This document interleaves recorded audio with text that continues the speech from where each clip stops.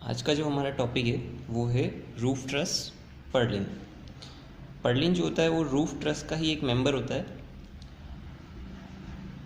जिसको कि हम स्टील स्ट्रक्चर्स में काम में लेते हैं। तो सबसे पहले ये समझेंगे कि पर्लिन और रूफ ट्रस होते क्या हैं। तो इस फिगर में जो ये वाला डायग्राम, ये वाला जो दिख रहा है आपको, ये होती है रूफ ट्रस, जो कि स्टील के मेंबर्स से जोड़कर बनी होती है, जिसमें कि स्ट्रट्स और दूसरे सेक्शंस लगे हुए होते हैं। तो ये वाली एक फ्रेम या फिर इसे ट्रस बोल सकते हैं, और ऐसी की ऐसी एक ट्रस जो है वो पीछे भी लगी हुई होगी स्टील स्ट्रक्चर में। तो दो ट्रसेस को कनेक्ट करने के लिए जो ये वाले जो मेंबर्स होते हैं, इन्हें बोलते हैं हम पर्लिन। ओके,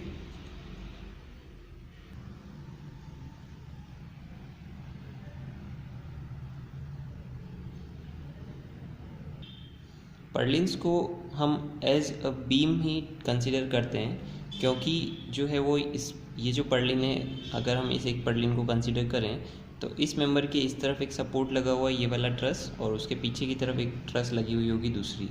तो क्योंकि ये भी एक तरीके से सिंपली सपोर्टेड ही है, तो इसको भी as a simply supported beam हम कंसिडर कर सकते हैं। और ये अगर आगे कंटिन्यूस हो जाता है तो वो as a continuous beam consider होगी। तो पर्लिन का जो मैक्सिमम डिज़ाइन है वो स्टील स्ट्रक्चर में जो बीम डिज़ाइंस होता है उसी के अकॉर्डिंग होगा।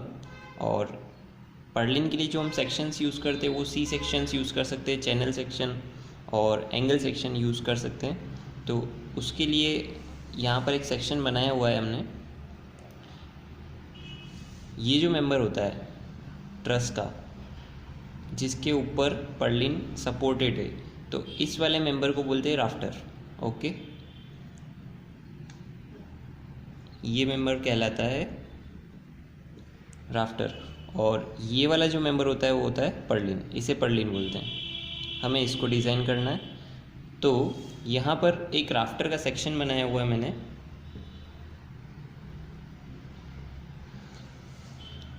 फिगर में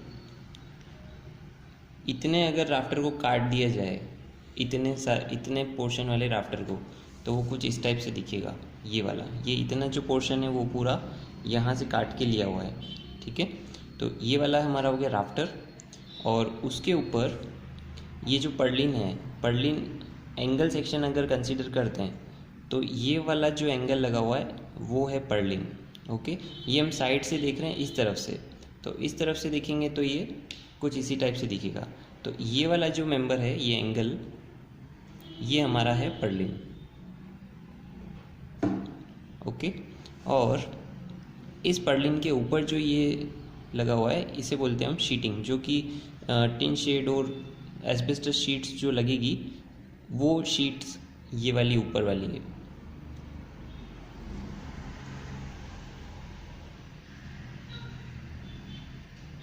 ये हो गई हमारी शीटिंग्स।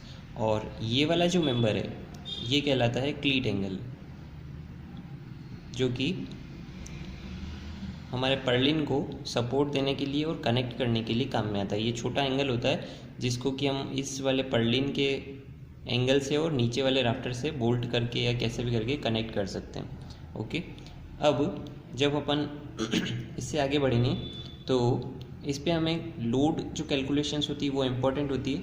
तो अब हम ये देखेंगे कि लोड्स कैसे कैसे इस पर आते हैं। तो मेनली इन पर हमको 3 टाइप के लोड कंसीडर करने होंगे। एक तो हो जाएगा डेड लोड,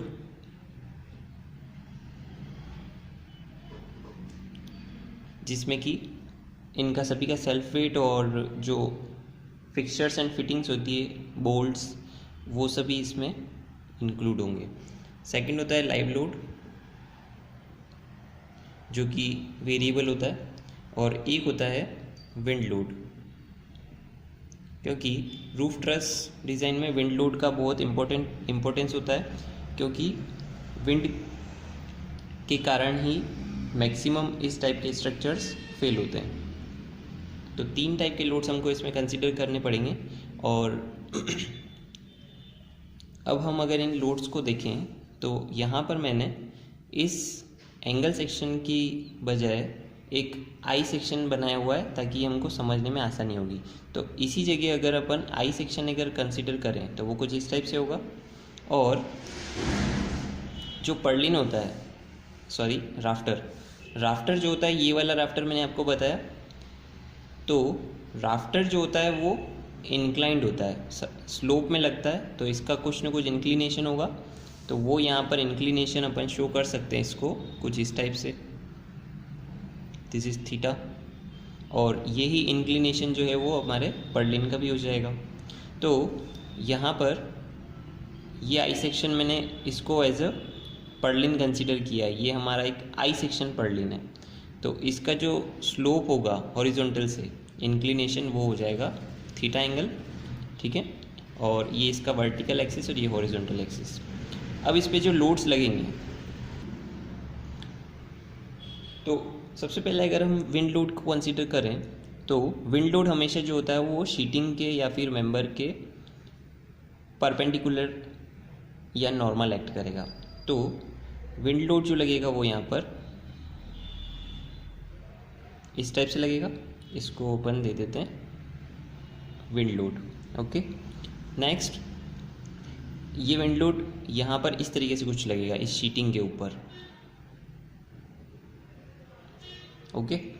एंड नेक्स्ट जो लोड है हमारा live load and dead load, ये जो दो लोड होते हैं वो हमेशा जो है वो वर्टिकल एक्सिस में लगते हैं, मतलब वर्टिकल डायरेक्शन में। तो यहाँ पर जो डेड लोड और लाइव लोड लगेंगे वो कुछ इस टाइप से लगेंगे वर्टिकली, क्योंकि ये दोनों लोड कभी भी इंक्लाइंड नहीं लगते हैं, क्योंकि ग्रेविटेशन के कारण हमेशा जो लोड होता है वो वर्टिकल डायरेक्शन में डाउनवर्ड जाता है। तो यहाँ पर इस टाइप से जो लोड लगेगा वो हो जाएगा हमारा dead load plus live load, okay.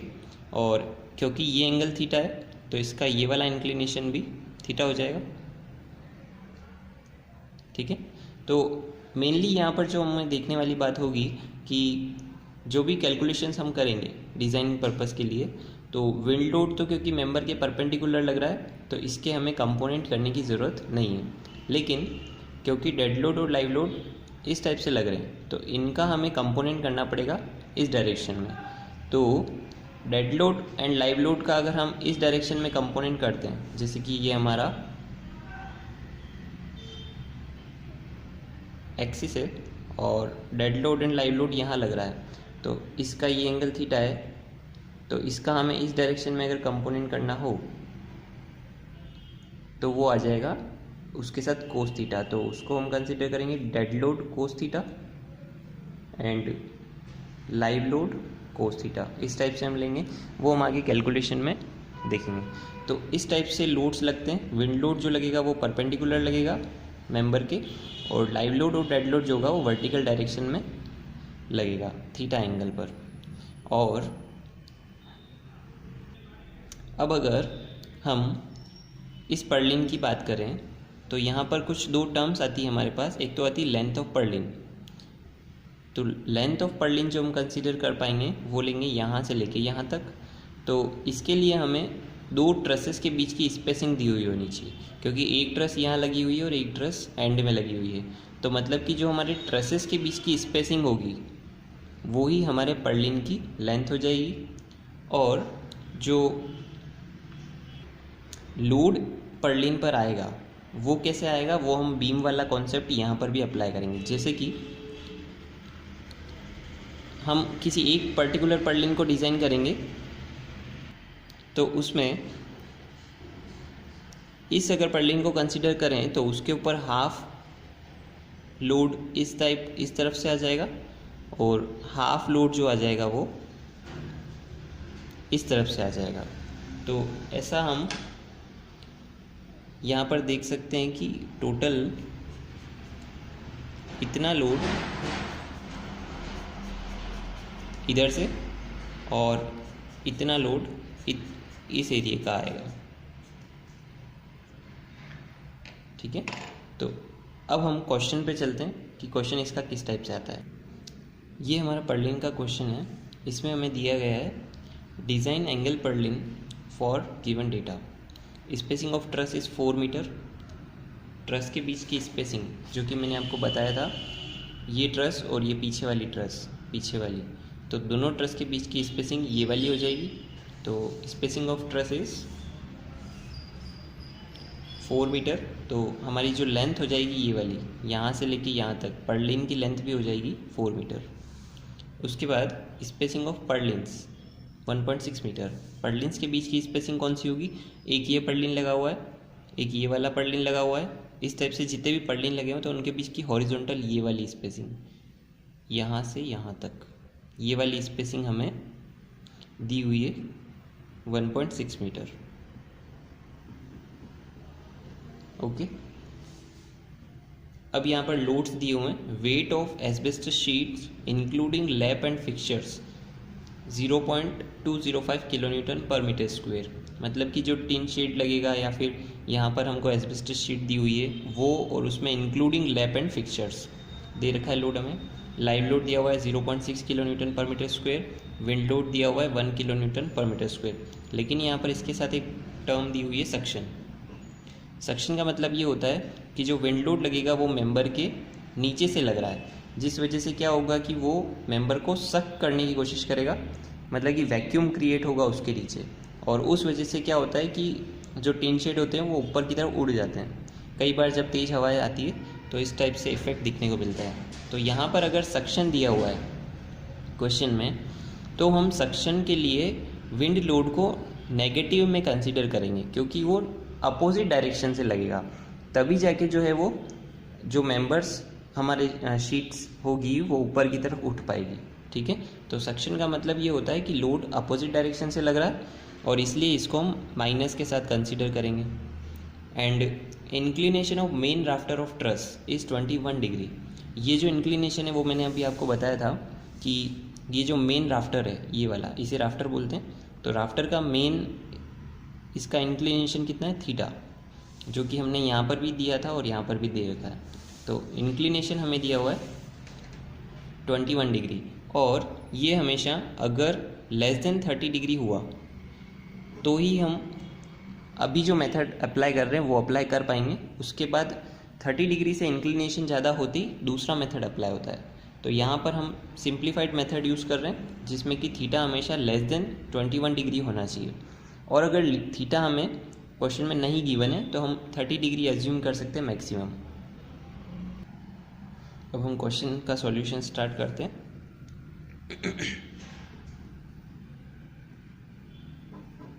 First step होगी हमारी सेक्शन सिलेक्शन, जिसमें कि हम एंगल सेक्शन को सेलेक्ट करेंगे।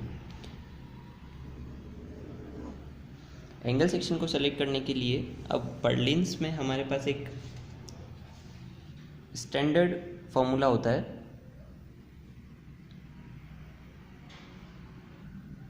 जिसमें कि ये जो हमारा पर्लिन है ये हमेशा एंगल सेक्शन ही हमको डिज़ाइन करना है। तो इसमें जो ये वाली लेग साइज होती है वो होती है L/45, L/45, and L is length of Perlin, और ये वाली जो लेग साइज होगी वो होगी L/60।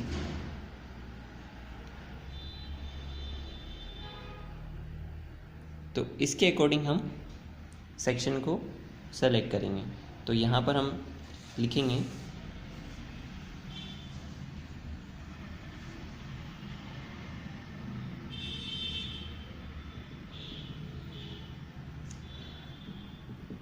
Minimum depth of Perlin.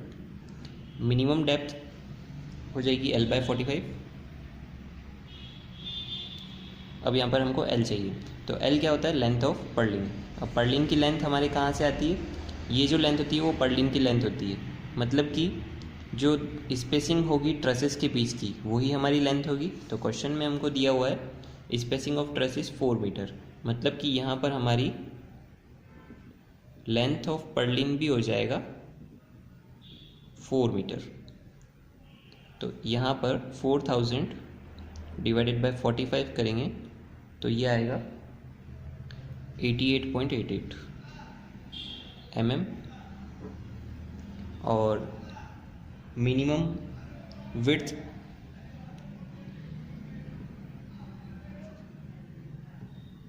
को चेक करें तो मिनिमम विड्थ का फॉर्मूला हमने देखा था अभी L/60, 4000/60 यूज़ करेंगे तो आएगा 66.66 mm। मतलब कि हमारा जो सेक्शन होना चाहिए अब उसकी मिनिमम डेप्थ एक लेग साइज़ 88.88 और दूसरी लेग साइज़ 66.66 होनी चाहिए। तो हम ISA एंगल सेक्शन जो सेलेक्ट करेंगे तो उसको इस टाइप से देखेंगे कि उसकी एक लेग साइज़ 88.88 से ज़्यादा हो और दूसरी लेग साइज़ 66.66 से ज़्यादा हो। तो यहाँ पर हम स्टील टेबल से देख के सेलेक्ट करेंगे, सेलेक्टिंग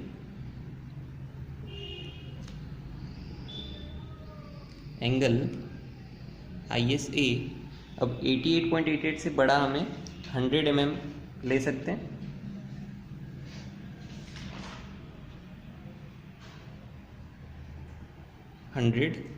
और 66.66 से बड़ा मैं 75 mm ले लेता हूँ और थिकनेस हम ले लेते हैं मिनिमम 6 mm की।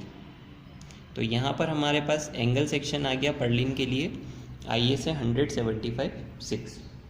इसकी नेक्स्ट स्टेप जो होगी लोड कैलकुलेशन।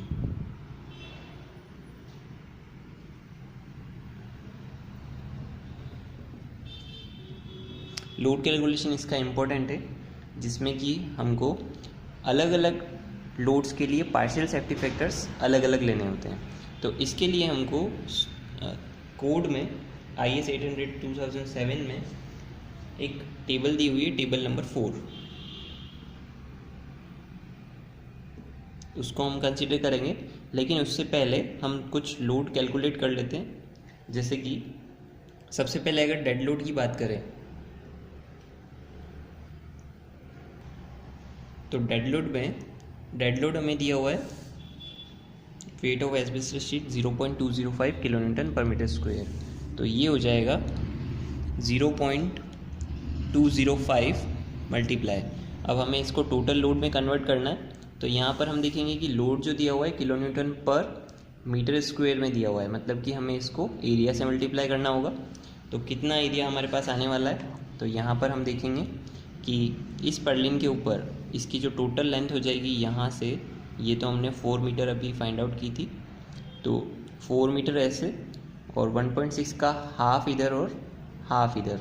तो टोटल ये जो रेड शेडेड एरिया हो जाएगा वो हो जाएगा 4 मीटर बाय 1.6 मीटर का।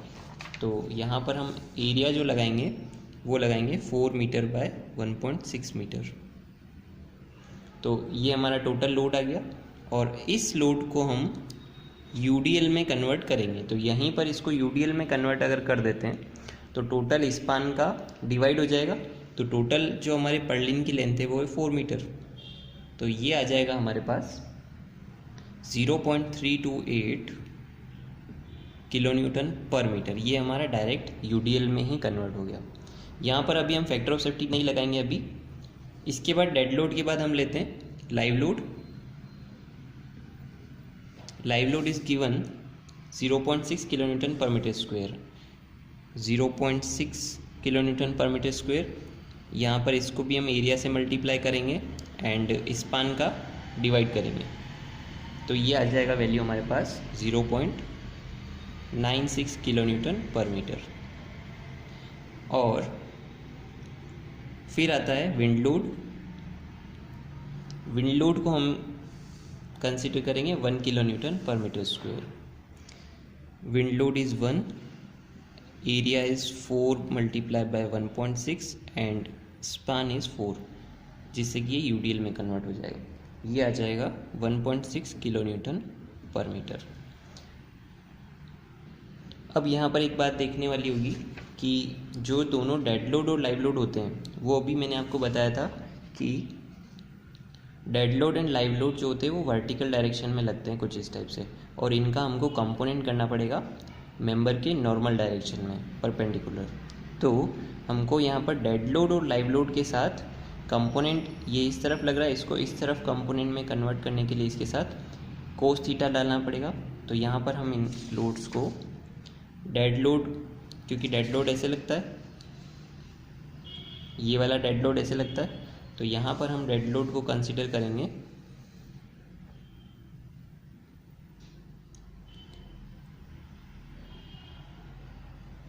0.328 cos theta and theta is given 21 degree.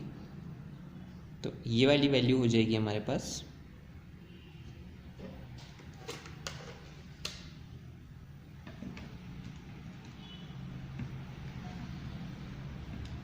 0.306 kilo newton per metre. ये जो लोड निकाला है वो हमने नॉर्मल लोड निकाला है। नॉर्मल लोड मतलब सेक्शन के परपेंडिकुलर, ठीक है। उसी के बाद लाइव लोड को भी हमें इसी तरीके से चेंज करना पड़ेगा। तो लाइव लोड जो चेंज होगा वो हो जाएगा 0.96 कोस 21 and it is 0.896 kilo newton per metre, ठीक है। और विंड लोड, क्योंकि विंड लोड तो परपेंडिकुलर ही लगता है मेंबर के, तो इसको कन्वर्ट करने की ज़रूरत नहीं है, इसको हम एज इट इज़ यूज़ करेंगे।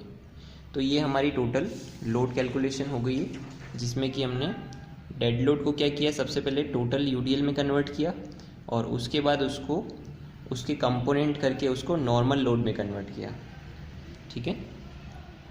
अब हम यहाँ आते हैं लोड कॉम्बिनेशंस पर। लोड कॉम्बिनेशन की स्टेप में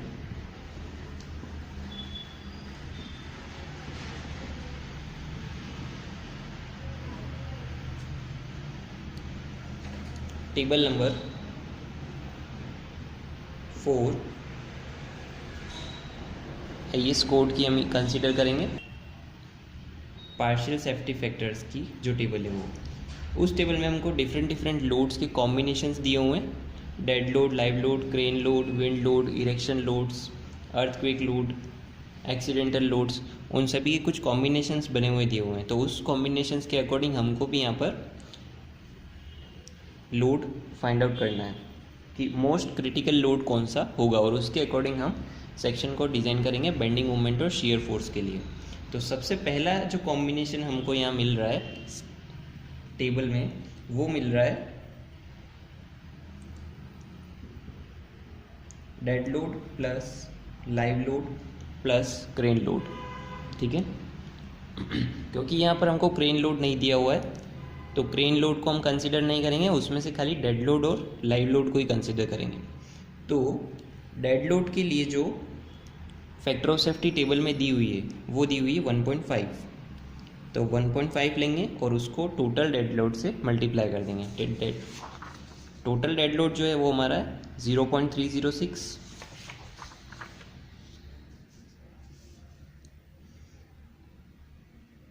0.306, ये हमारा आ गया 1.5 इंटू 0.306 प्लस लाइव लोड के लिए यहाँ पर दो कॉलम्स दिए हुए हैं, एक तो लीडिंग और एक अकम्पनिंग वाला।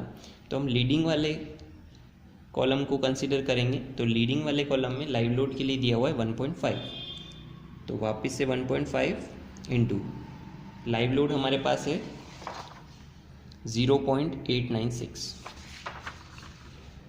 तो यहाँ पर लाइव लोड हो जाएगा 0.896, ठीक है। उसके आगे जो विंड लोड और एक्सीडेंटल लोड दिए हुए हैं वो हमारे पास नहीं है गिवन, तो वो हमको कंसिडर नहीं करना है। तो ये हमारे पास आ जाएगा 1.80 किलो न्यूटन पर मीटर। मतलब कि अगर हम dead load plus live load का कॉम्बिनेशन यूज़ करते हैं तो हमारे पास क्रिटिकल लोड जो आता है वो 1.80 आता है। यहाँ पर हम क्या कर रहे हैं, अलग अलग लोड्स के लिए अलग अलग फैक्टर ऑफ सेफ्टी लगा के उनको ऐड कर रहे हैं। अब सेकंड कॉम्बिनेशन जब हमको दिया हुआ है टेबल में, वो दिया हुआ है dead load plus live load plus crane load plus wind load और इरेक्शन लोड, ठीक है। तो इसमें से हमको जो जो दिया हुआ है वो कंसिडर करेंगे। सबसे पहले डेड लोड दिया हुआ है, उसके बाद लाइव लोड दिया हुआ है और क्रेन लोड नहीं दिया हुआ है, और उसके बाद विंड लोड दिया हुआ है। तो डेड लोड के लिए हमको यहाँ फैक्टर ऑफ सेफ्टी दिया हुआ है 1.2, तो 1.2 इंटू डेड लोड होगा हमारा 1.306, इसको मल्टीप्लाई कर दिया, प्लस लाइव लोड के लिए इसमें फैक्टर ऑफ सेफ्टी दिया हुआ है 1.2, तो ये हो जाएगा 1.2 मल्टीप्लाई बाय 0.896, ठीक है। फिर नेक्स्ट है विंड लोड। विंड लोड के लिए इसमें दिया हुआ है हमको फैक्टर ऑफ सेफ्टी 0.6, तो 0.6 multiply by wind load. Wind load कितना था हमारा 1.6, 1.6। अब यहाँ पर मैं प्लस साइन नहीं लगाकर माइनस का साइन लगाऊंगा, क्योंकि हमने देखा हुआ है कि क्वेश्चन में हमको सक्शन दिया हुआ है, तो सक्शन होने के कारण जो है वो ये लोड अपोजिट डायरेक्शन से लगेगा और इसका जो साइन आएगा वो नेगेटिव आएगा। तो ये टोटल वैल्यू हमारे पास आएगी 0.48 kilo newton per metre. Okay, third combination हमको दिया हुआ है dead load plus wind load और इरेक्शन लोड, ठीक है। विंड लोड और इरेक्शन लोड, ये ऑब्लिक जहाँ लगा हुआ है वो ऑप्शनल है, इसमें या तो विंड लोड कंसीडर करेंगे या फिर इरेक्शन लोड। तो डेड लोड के लिए इसमें हमको फैक्टर ऑफ सेफ्टी दिया हुआ है 1.5 इंटू 0.306 एंड विंड लोड के लिए दिया हुआ है 1.5।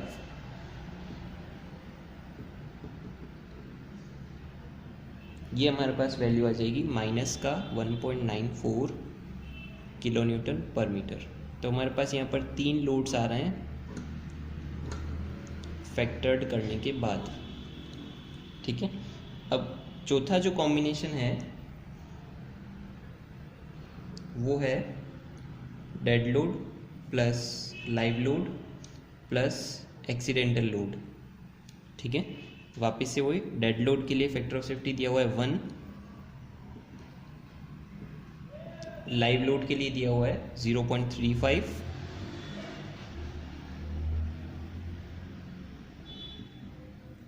ये हो जाएगा 0.619 किलो न्यूटन पर मीटर। तो यहाँ पर हमारे पास 4 लोड्स हो गए हैं। अब हमको इन सभी लोड्स में से जो क्रिटिकल लोड होगा उसको कंसिडर करके और हम कैलकुलेशन को आगे करेंगे। अब यहाँ पर हम देखेंगे तो सबसे बड़ी जो वैल्यू आ रही है वो आ रही है 1.80, लेकिन यहाँ पर माइनस में आ रहा है 1.94, तो माइनस का मतलब यहाँ पर इसको हम कम लोड नहीं समझ के इसका डायरेक्शन से है माइनस का मतलब, क्योंकि हमको सक्शन दिया हुआ है। तो यहाँ पर माइनस को नेगलेक्ट करके सबसे बड़ी वैल्यू जो होगी वो हमारी हो जाएगी 1.94। ओके, तो यहाँ पर हम फाइनली जो हमारा यूडीएल हो जाएगा, फैक्टर्ड यूडीएल, वो हो जाएगा 1.94 किलो न्यूटन पर मीटर। ये हमारा फाइनल यूडीएल आ गया है। अब इस यूडीएल के अकॉर्डिंग हम बेंडिंग मोमेंट और शियर फोर्स फाइंड आउट कर लेंगे। तो अब हमको नेक्स्ट स्टेप में incoming bending moment and shear force find out करना है। ये हमारा एक पर्लिन है जिसपे कि यूडीएल लगा हुआ है 1.94 किलो न्यूटन पर मीटर का and span is 4 metre. Bending moment का फॉर्मूला होता है WL²/8, लेकिन पर्लिन के केस में यहाँ पर जो बेंडिंग मोमेंट का फॉर्मूला लगेगा वो लगता है WL²/10। ये डिराइव्ड फॉर्मूला है, क्योंकि जनरली अगर पर्लिन हमारा कंटिन्यूस हुआ तो जो बेंडिंग आती है वो कुछ इस टाइप से आती है। तो उस वजह से क्या होता है कि इसको सिंपली सपोर्टेड कंसीडर नहीं करके कंटिन्यूस अगर कंसीडर करें तो उसका इफेक्ट काउंट करने के लिए यहाँ पर इसको WL²/10 लिया हुआ है। तो ये हो जाएगा 1.94 into 4²/10 which is 3.10 kilo newton metre, ये हमारा bending moment. And shear force के लिए सिंपली सपोर्टेड बीम वाला ही लगेगा, WL/2 1.94 × 4/2 and shear force is 3.88 kilo Newton. तो अब इस बेंडिंग मोमेंट और शेयर फोर्स के लिए हम नेक्स्ट स्टेप करेंगे। नेक्स्ट स्टेप में सेक्शन क्लासिफिकेशन करना होगा हमको।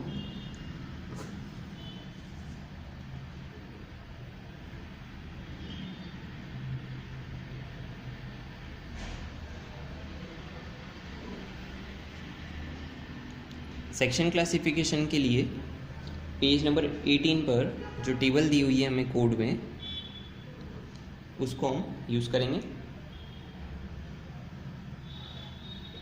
तो सिंगल एंगल सेक्शन के लिए यहाँ पर हमको फर्स्ट जो टर्म दे रखी है B/T, और B/T या TF भी बोल सकते हैं इसको, बट यहाँ पर एंगल के लिए T ही रहेगा, B/T।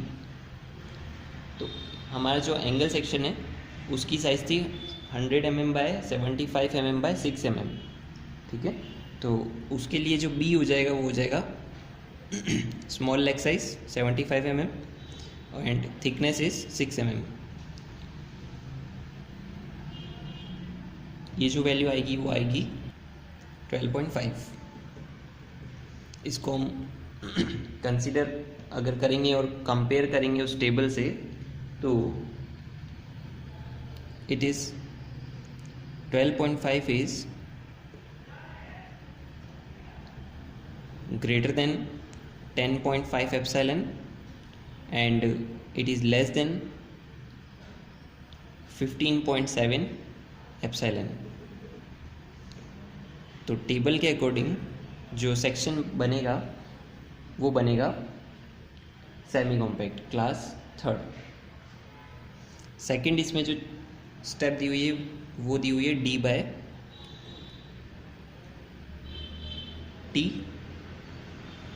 एंड जो डेप्थ लेंगे वो डेप्थ लेने के लिए पिछला हमने बीम वाले चैप्टर में भी देखा था कि जो D लेते हैं हम, वो हमको रूट रेडियस माइनस करके लेनी होती है, ये D होता है। तो टोटल जो हमारी डेप्थ है वो है 100 mm, 100 ऐसे और 75 ऐसे, और ये जो थिकनेस है वो है 6 mm। तो D निकालने के लिए हमको D फाइंड आउट करने के लिए टोटल है 100, उसमें से माइनस हो जाएगा एक तो ये वाली थिकनेस और एक ये रूट रेडियस, इसको हम R1 बोलते हैं, जिसको रूट रेडियस। तो 100 - 6 ये वाली थिकनेस, और रूट रेडियस जो है वो स्टील टेबल से मिलेगी हमको इस एंगल के लिए 8.5। तो ये हो जाएगा 85.5। तो यहाँ पर हम D अप्लाई करेंगे 85.5 divided by thickness is 6 which is 14.25। Okay, and अगर इसको कंपेयर करेंगे तो वापस 14.25 is greater than 10.5 epsilon and it is less than 15.7 epsilon. तो सेक्शन हमारा फाइनली हो जाएगा, hence section is semi compact